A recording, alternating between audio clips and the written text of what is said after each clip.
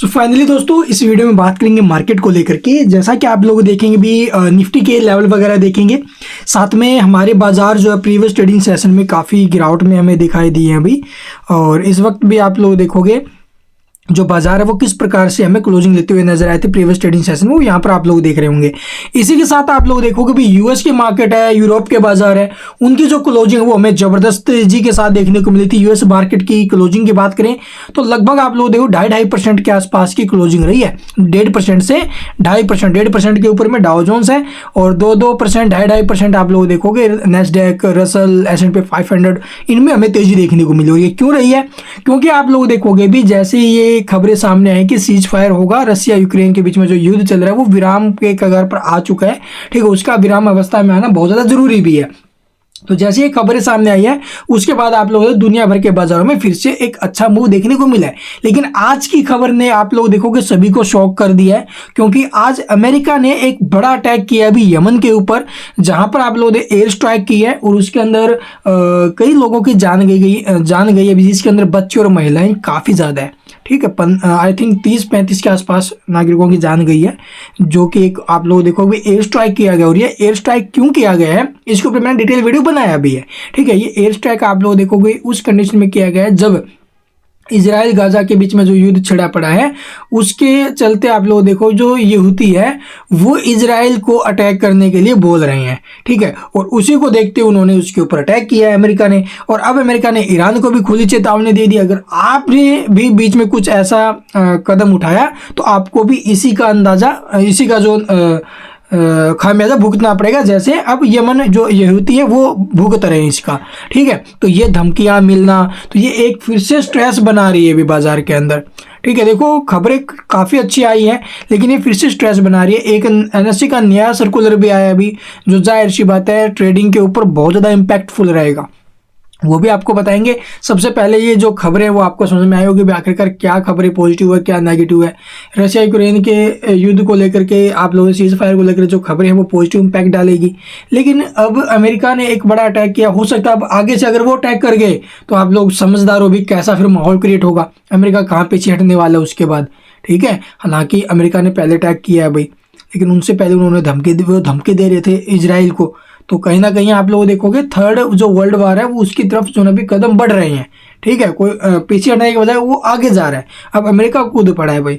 अगर यमन की आप लोग देखोगे फेवर में अगर 1-2 कंट्री आकर के अमेरिका की तरफ अटैक करती है तो उस कंडीशन में थोड़ा और माहौल बिगड़ सकता है, इसलिए ये इम्पैक्टफुल हो सकता है कल के लिए। इसी के बीच आप लोग देखोगे भी जो नया सर्कुलर है वो क्या टिक साइज को लेकर के है। टिक साइज का क्या मतलब है? टिक साइज का मतलब ये है कि देखो भी कोई स्टॉक है, ठीक है, जो लिस्ट है वो अगर आप लोग देखोगे मूव करता है उसके अंदर किस प्रकार की मूवमेंट आती है, वो कई स्टॉक्स जो है भी 4-4, 5-5 रुपए के मूव देते हैं। ठीक है, उससे कम नहीं होता है।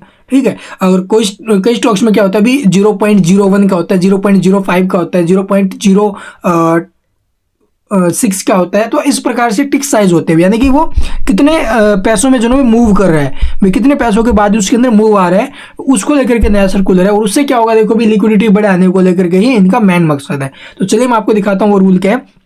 साथ में FIDI का डाटा आई थिंक मैंने प्रीवियस वीडियो में बताया था, यहाँ पर भी आपको दिखा देंगे, फिर चार्ट देखेंगे सीधा। तो जैसा कि यहाँ पर आप लोग देखेंगे भी NSE की तरफ से नया सर्कुलर जारी कर दिया गया है, 15 अप्रैल से ये लागू हो जाएगा। और कौन से बदल जाएंगे वही नियम जी, आपके पास अगर शेयर है उसके भाव से जुड़ा क्या नियम बदलेगा, तो ये आपके लिए बहुत ज़्यादा इंपॉर्टेंट है। तो NSE की तरफ से जो है भी टिक साइज को लेकर के ये अपडेट दिया गया है और इसका जो मेन मकसद है वो लिक्विडिटी बढ़ाने का ही है भाई। ठीक है, ट्रेडिंग अनुभव को बेहतर बनाने के लिए उठाया गया ये कदम। अब हाई प्राइस स्टॉक्स और जो इंडेक्स है उसमें बड़ा बदलाव देखने को मिलेगा भाई। ठीक है, जिसके हाई प्राइस हैं, जिसके अंदर आप लोग देखोगे भाई मूव 5-5, 10-10 रुपये से हो रही है, 2-2 रुपये से हो रही है, 3-3 रुपये से हो रही है, उनके अंदर ऐसा जो भी होगा। तो यहाँ पर अगर आपको नहीं पता है टिक साइज क्या होता है तो आपके लिए ज़रूरी भी है एक बार आप लोग इसे पढ़ लेना भी, किस प्रकार से क्या इसका जो भी आसान भाषा में बताया गया है। जैसे टिक साइज की अगर मैं बात करूँ तो आप लोग देखोगे इसका क्या मतलब है, शेयर या फिर इंडेक्स या फिर डेरिवेटिव फ्यूचर एंड ऑप्शंस की कीमत में होने वाला न्यूनतम बदलाव है। वैसे यानी थोड़ा सा क्या मूव आ सकता है। जैसे कि आप लोग देखोगे उदाहरण के तौर पर 0.05 रुपये का ये टिक साइज लेकर चले, यानी कि एक स्टॉक की कीमत 100 रुपये है, तो उसके अंदर किस प्रकार से सीधा मूव आएगा, या तो वो बढ़ेगा तो किस प्रकार से 100 रुपये 0.5 0.05 इस इतनी इसके अंदर तेजी आएगी। अगला जो है ना फिर वो 0.05 पर होगा, यानी कि 1 पर नहीं जाएगा, 1 रुपये पर, 2 रुपये पर नहीं जाएगा, ये सीधा ये 0.5 का इसके अंदर जो मूव आएगा। अदरवाइज नीचे की तरफ जाएगा तो 99.95 का इसके अंदर मूव बनेगा, ठीक है। या फिर आप लोग देखोगे अगर 1 का होता है तो वो इस प्रकार से होगा, छोटा साइज होगा, और इनका मेन मकसद छोटा से छोटा साइज करने का है। तो ये इनका जो अभी मेन कारण है। तो ये जो लिक्विडिटी बढ़ाने को लेकर के असर है, इसके कारण ही होगा भी। ये लिक्विडिटी बढ़ेगी बाजार में तो जाहिर सी बात है निवेशकों की संख्या भी बढ़ेगी, ठीक है, ज़्यादा ट्रेडिंग होगी या फिर ज़्यादा खरीदारी होगी, ज़्यादा बिक्री होगी, तो वो चीज़ें देखने को मिलेगी। तो ये इनका मेन जो रीजन है वो आपको समझ में आया होगा भाई। तो ये खबरें चलिए एक बार देखते हैं भी चार्ट वगैरह NSE का। चार्ट से पहले आप लोग देखोगे भी डाटा, कैश मार्केट में FI की तरफ से 792 करोड़ की बिकवाली हुई है। इसके अलावा इंडेक्स फ्यूचर्स में, इंडेक्स ऑप्शंस में 75,000 करोड़ के पीछे वो होते हैं ना भाई, क्या बोलते हैं एक्सपायरी, उसका भी रीजन था। उसके बाद FI ने स्टॉक फ्यूचर्स में 2006 करोड़ का बेचा है। FI ने स्टॉक्स ऑप्शंस में 1347 करोड़ का, यानी कि बेचा बहुत ज़्यादा माल अभी। DI ने खरीदा सिर्फ कैश मार्केट में 1723 करोड़ का। तो ये डाटा सामने आया भी, नेगेटिव डाटा है। और ऊपर से आप लोग देखोगे, हालांकि एक दो खबरें सीज फायर को लेकर जो खबरों बिल्कुल पॉजिटिव है, इम्पैक्ट पॉजिटिव रहना चाहिए दुनिया भर के बाजारों को देखते हुए। अगर USA ने जो अटैक किया है ना अभी, उसकी वजह से अगर माहौल गर्मा गर्मी वाला हो गया बाजार में तो कुछ कह नहीं सकते। यानी कि ग्लोबल टेंशन जो है वो निकल ही नहीं रही अभी, कभी कुछ आ जाता है, कभी कुछ आ जाता है, ठीक है। करेंसी की अगर मैं बात करूँ, डॉलर आज फिर मजबूती के साथ आगे बढ़ रहा है, जो हमारे लिए नेगेटिव है। तो ये सारी चीज़ें हमें देखने को मिली है। चलिए एक बार चार्ट देखते हैं भाई। तो ये निफ्टी का चार्ट है अभी, और निफ्टी के चार्ट्स के हिसाब से आप लोग देखोगे डाउन ट्रेंड तो बना हुआ है भाई। और नीचे से अगर ये ट्रेंड लाइन कट करके ऊपर में सस्टेन करेगा ना भाई, ये जो रेड वाली नीचे में आप लोग देखोगे ट्रेंड लाइन मैंने बनाई थी, इसका कटना बहुत ज़्यादा इंपॉर्टेंट है, फिर ऊपर में जाना। अगर ऊपर में अगर आप लोग रेजिस्टेंस देखोगे तो 22,792 यानी 22,800, ये बहुत ज़्यादा इंपॉर्टेंट लेवल है, इसका ब्रेकआउट आना जरूरी है भाई, तब जाकर के मार्केट हमें एक तरफा रैली दिखा सकता है ऊपर की तरफ।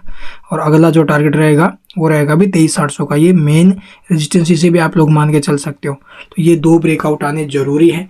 निफ्टी को आप लोग देखोगे सपोर्ट मिल रहा है अभी 21,762, और ऊपर में रेजिस्टेंस का काम करेगा इस टाइम पर 22,792 यानी 22,800, कटा सस्टेन किया ऊपर में तो 23,800 के लेवल हमें देखने को मिल सकते हैं। और बाकी देखते भी ग्लोबल टेंशन ज़्यादा बढ़ती है फिर कम होती है, वो भी इम्पैक्टफुल रहेगी। And thank you for watching the video.